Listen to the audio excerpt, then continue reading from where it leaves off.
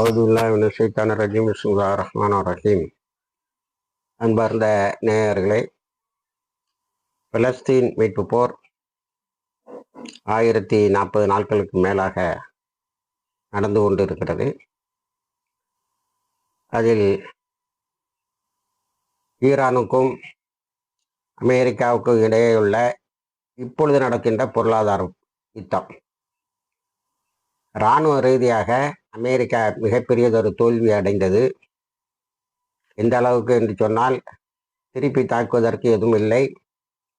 ஈரானுடைய தாக்குதலிலிருந்து அரபு நாடுகளில் இருக்கும் தன்னுடைய தளங்களை பாதுகாப்பதற்கு எதுவும் இல்லை என்ற மிக கேவலமான நிலைகளோடு அமெரிக்கா ஒரு படுதோல்வியை சந்தித்தது. அடுத்தால இந்த பொருளாதார தடை. இந்த பொருளாதார தடை ஒன்றுமில்லை என்பதை ஈரான் நிரூபித்துக் கொண்டு இருக்கிறது. ஏனென்று சொன்னால், உலக நாடுகளெல்லாம் எண்ணெய் வாங்கக்கூடாது ஈரானில் இருந்து என்று இவர்கள் போடுகின்ற முழக்கத்திற்கு எதிராக 80% எண்ணெயை வாங்கி கொண்டிருந்த ஈரானிலிருந்து 80% எண்ணெயை வாங்கி கொண்டிருந்த சைனா 85% வாங்குகிறேன் என்று சொல்லியிருக்கிறது. ஒரு 15% ரொம்ப ஈஸியாக விற்று போவோம், அதை ரஷ்யா நான் எடுத்துக்கிட்டேன்னு சொல்கிறேன்.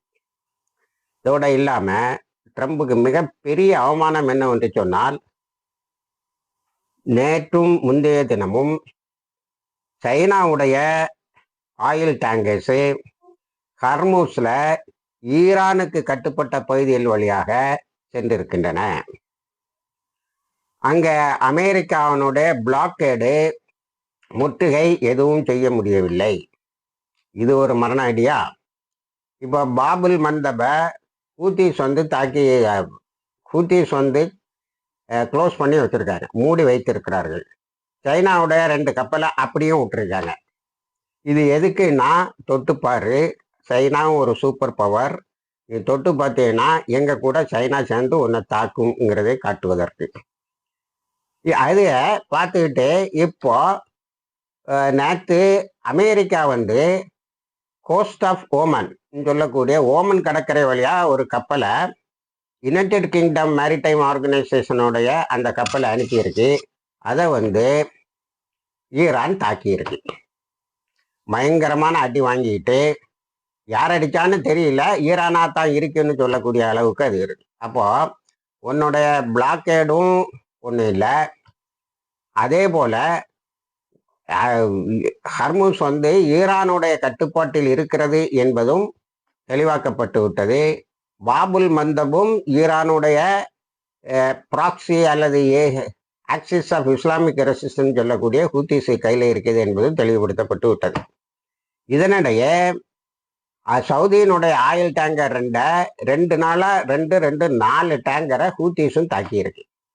அவங்க பிரின்சிபல் நம்ம ஏற்கனவே சொன்னது போல, gulf oil should not leave gulf countries. குறிப்பாக கல்ஃப் கண்ட்ரிஸில் இருந்து அந்த எண்ணெய் அமெரிக்காவுக்கு செல்லக்கூடாது என்பதில் அவர்கள் கவனமாக இருக்கிறார்கள். இப்போ கடிவாளம் போட்டு பிடிச்சது ஈரானை இல்லை, அமெரிக்காவில். இன்னைக்கு காலையிலே ரொம்ப ஸ்ட்ரிக்ட் சாங்ஷன் அப்படி இப்படின்னு எழுதுறாங்க. அது எந்த புண்ணியமும் இல்லைன்னு கூடவே எழுதுறாங்க. அதே மாதிரி ஸ்பெயின் போன்ற நாடுகளும் இந்த பொருளாதார தடையில் நாங்கள் சேர மாட்டோம் என்று சொல்லியிருக்கின்றன. கல்ஃப் கண்ட்ரீஸில் பல டெவலப்மெண்ட். ஒன்று என்னன்னா, கல்ஃப் கண்ட்ரீஸ் இப்போ அமெரிக்காவினுடைய ஒப்புதல் இல்லாமலே ஒரு மெக்கா பேக்டை போட்டது மட்டுமில்லை, இந்த மக்கா எக்ரிமெண்ட்ல அந்த ஒப்பந்தத்தில் ஈரான் சேர்ந்துக்கணும்னு ரகசியமாக பேசியிருக்கு. இன்னைக்கு பேப்பர்ல அதெல்லாம் வெளிப்படையாகவே வந்திருக்கிறது. அப்போ ஈரானை சேர்த்துக்கிடுது. அதை இராணுவ நோக்கர்கள் 2 விதமாக அதை ஈரானுக்கு வெட்டிங்கிறாங்க. ஒன்று, முதலா அரபு நாடுகள் போட்ட பாதுகாப்பு ஒப்பந்தத்தில் அமெரிக்கா இல்லை. இரண்டாவதாக, அரபு நாடுகள் போடுகின்ற பாதுகாப்பு ஒப்பந்தத்தில் ஈரானை அழைக்கிறார்கள், சேர்ந்து கொள்ளுங்கள் என்று. இதெல்லாம் எதை காட்டுகிறது என்று சொன்னால், கீழே விழுந்து மீசையில மண்ணு ஊட்டி தலைகிப்புற போன பிறகும் ட்ரம்ப் ஈரான் ஒன்றும் இல்லாமல் ஆயிட்டு அப்படிங்கிறாரு. நீ மிலிட்டரி வச்சு தாக்கின இடத்துக்கு மேலே தாக்கி தாக்கி தாக்கி பண்ண போகிறவும் ஒன்றும் நடக்கலை. இதுல ரெண்டு பெரிய அதிர்ச்சியான தகவல்.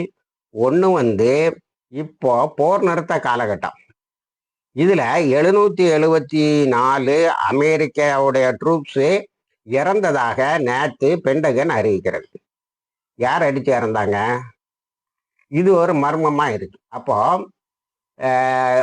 அமெரிக்கால இருந்து வரக்கூடிய ஊடகங்கள் என்ன சொல்லுகிறது என்று சொன்னால், இதெல்லாம் ஈரான் தாக்கி கொண்டு இருந்த போது ஏற்பட்ட இழப்பு, மனித இராணுவ வீரர்களின் இழப்பு, அதை மறைத்து விட்டது. இப்போ நிறைய ஒரு சேனல் விடாம அமெரிக்கால அந்த யுஎஸ்எஸ் அப்ரஹாம் லிங்கன் எழுதியிருந்தாங்க பாரு, it is operation Epstein fury, Epstein ஃபைல்ல மாட்டிக்கிட்டு அந்த கோவத்துல தாக்குன தாக்குதல், அதை மறைப்பதற்கு தாக்குன தாக்குதல், இதையெல்லாம் எடுத்து போட்டு அமெரிக்க இராணுவத்தினர் 5000 பேர் அமெரிக்காவுக்கு எதிராக இருக்கிறார்கள் என்பதை சொல்லுகின்றன. இப்போ இந்த மாதிரி எல்லாம் ஒரு பெரிய ப்ரெஷர் இருக்கனால ட்ரம்ப்பை பதவியிலிருந்து தூக்குவதற்கு இன்னொரு இம்பீச்மெண்ட் மூவ் நடக்க போவதாக சொல்லுகிறார்கள். இது ஒரு அதாவது சீஸ்ஃபயர் டைம்ல போர் நிறுத்த காலகட்டத்தில் எப்படி அமெரிக்காவுக்கு அதிகமான இராணுவ வீரர்கள் இழந்தார்கள், அதை எப்படி அமெரிக்கா மறைத்தது என்பது ஒன்று செய்தியாக வந்து கொண்டிருக்கு. இன்னொன்று, நான் இஸ்ஃபஹான்ல ஒரு கண்ட்ரோல்டு டிமாலிஷன் நடக்குது அப்படின்னு சொன்னேன். இப்போ இன்னைக்கு வரக்கூடிய தகவல்கள், ஈரான் ரகசியமாக அணுகுண்டை வைத்திருக்கிறது.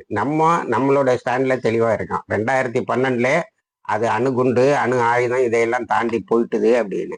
இப்போ மெல்ல என்ன கசியுதுன்னு சொன்னா, அன்னைக்கு இஸ்ஃபஹான்ல நடந்தது அணுகுண்டு சோதனை அல்ல, அணுகுண்டை பாதுகாத்து வைப்பதற்கு சில தளங்களை ஏற்படுத்துவதற்காகத்தான் அன்னைக்கு சில தேவையில்லாததை அளித்திருக்கிறார்கள் என்று.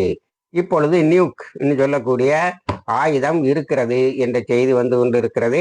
அப்பாஸ் அகர்சி என்ன சொல்லுகிறார் என்று சொன்னால், எங்களிடம் இல்லை என்று சொல்லுவதற்கு பதிலாக அவர் என்ன சொல்லி இருக்கிறார்கள் என்று சொன்னால், ட்ரம்போடைய கெடுபிடிகள் எங்களை அங்கே தள்ளிவிட்டன என்று சொல்லி இருக்கிறார். அப்போ அதுவும் அவர் மறுக்கல என்பது தெரிகிறது. அடுத்தது இன்னொரு விளக்கம், அமெரிக்காவில் ஏன் அதிகமான இராணுவ வீரர்கள் 774 பேர் இறந்தாங்களாம், 700 பேர் காயம்பட்டாங்களாம், குழப்பிட்டே இருக்கணும். நம்ம முன்னாடியே சொன்னோம், ஜோர்டான்ல இருந்த தளத்துல 642 பேர் தாக்கப்பட்டார்கள்.